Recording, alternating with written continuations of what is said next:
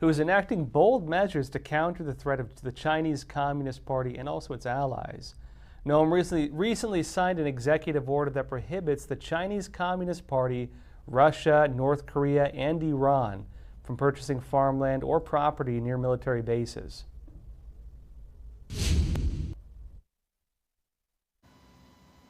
Hey, Governor Kristi Noem, thanks for being here. Oh, thank you so much for inviting me. Now, you just signed Executive Order 2023-02, which specifically prohibits the Chinese Communist Party from purchasing agricultural land property near military bases in the U.S. I know there were some headlines on this, and we thought something was being done about it. Why do you think this executive order is necessary with this?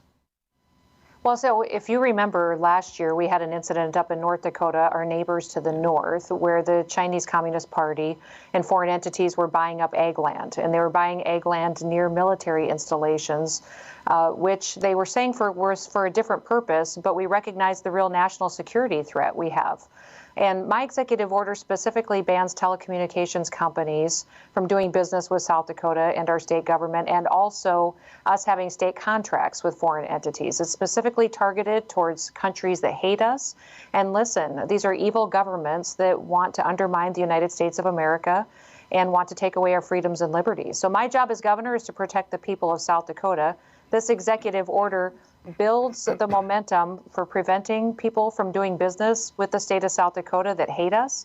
And then also we're bringing legislation that would ban them from being able to buy our ag land and generate the kind of threat that we saw from our neighbors to the north. Well, you know, not everyone's going to call the Chinese Communist Party evil on the surface, although, frankly, look at their genocidal practices. I think it's an accurate term. I'm just being honest. But a lot of people won't say that outright. You've taken a very strong stance here. You're calling the Chinese Communist Party an evil regime. Why do you say that? Well, we all know they're bad actors. For generations, they've been building up their military. They've been stealing our intellectual property, manipulating their currency to undermine the United States of America. They're communists who have horrific human rights activities going on, or lack of human rights in their country. And we've seen them buying up our food supply chains as well. You know, I've talked for 15, 20 years that I've been working on food policy in the United States of America about how important it is that we continue to grow our own food in this country, because then we control our own destiny. When another country grows our food for us or controls it, that's when they truly do control us. And we've seen China buy up our fertilizer companies, our chemical companies, our processing systems. Now they're coming after our land. So they're not a bunch of dummies. They hate us. They want to destroy us. And every action that they take is to undermine our freedom. That's why I banned TikTok in the state of South Dakota from anyone within state government from accessing the platform, why I've taken this executive order to ban state contracts with them and telecommunications companies from participating with these evil governments, and why we're bringing legislation to ban them from purchasing our ag land as well. Well, and just to clarify, too, so you're of course calling out China, and I think that's the probably the biggest name in the game. But you're also talking about other U.S. enemies or countries that regard the United States as an enemy. What are these other countries, and why are they kind of part of these bans as well?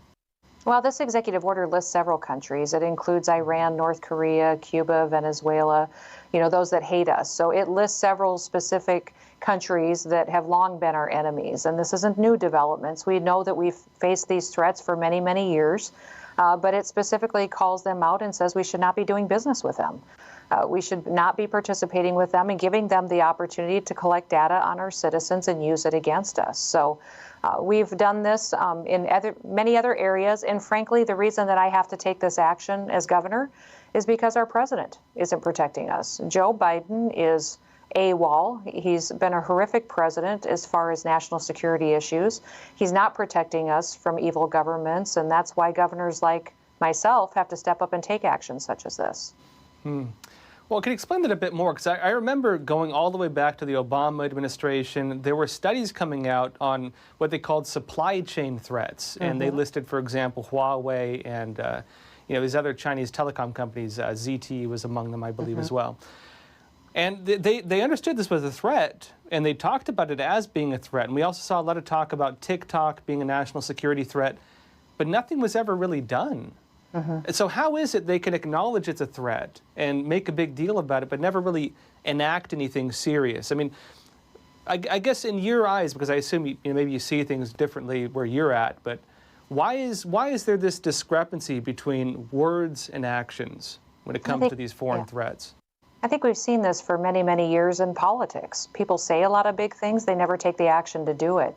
But now we've seen that it's imperative that we actually back up these words with protecting our citizens. The last several years, we've seen governments come in and take away people's freedoms and liberties that I never dreamed was possible. Because the government told people they couldn't go to church anymore, people gave up their freedom of religion. Because the government told people that they couldn't get together and meet in big groups, they gave up their freedom of assembly. And we thought we were just under threat from our own federal government, but then we became more and more aware about how our own federal government was participating and allowing China and other evil governments to come in and utilize these platforms and these companies against us. And because it was easy and we weren't disciplined at the federal government level, we were allowing them to have access to information that they could use to control us. So I've worked on food policy for probably 20 years now. I've seen them infiltrate our food supply chain. I've seen them control different supply chains, buy up processing plants. In fact, there's been programs in the federal government that allowed people to literally invest in processing systems for our food manufacturing here in the United States in exchange for citizenship. And they've infiltrated our country now to where now they're purchasing land, and they may be purchasing this land not necessarily to grow food, but to get a presence close to some of our national security bases that they should not have any logistical latitude to be near. You know, we have Ellsworth Air Force Base here in South Dakota. It's going to be the first base in this nation to have the B-21 bombers, the next generation bombers. The most horrific thing that could happen is if China was able to come in and purchase land that would be near Ellsworth that would allow them to conduct surveillance on that new bomber that we're going to use to protect our country far into the future. Thank you. Well, just 20 seconds left. Any last message for Americans? Like, why should we care about this? What does food have to do with national security with China? Why should people care about this? Well, this is about our kids. You know, at the end of the day, we have been a generation that has lived the benefits of the United States of America. What kind of a country are we going to leave them? Are we going to leave them free? Are we going to leave them with the same opportunities that we had the chance to enjoy? So this kind of action and being willing to fight these kind of fights to protect our freedom is incredibly important, that at this time we be sacrificing enough to be willing to take the action that's necessary to preserve this greatest experiment in human history, the gift that our founders gave us, and that is the United States of America. Hey, Kristi, Noem, thank you so much for being here. I appreciate it. Thank you. Appreciate it. Thanks for having me. With the House now under Republican control, Speaker McCarthy is now appointing 5 representatives to power.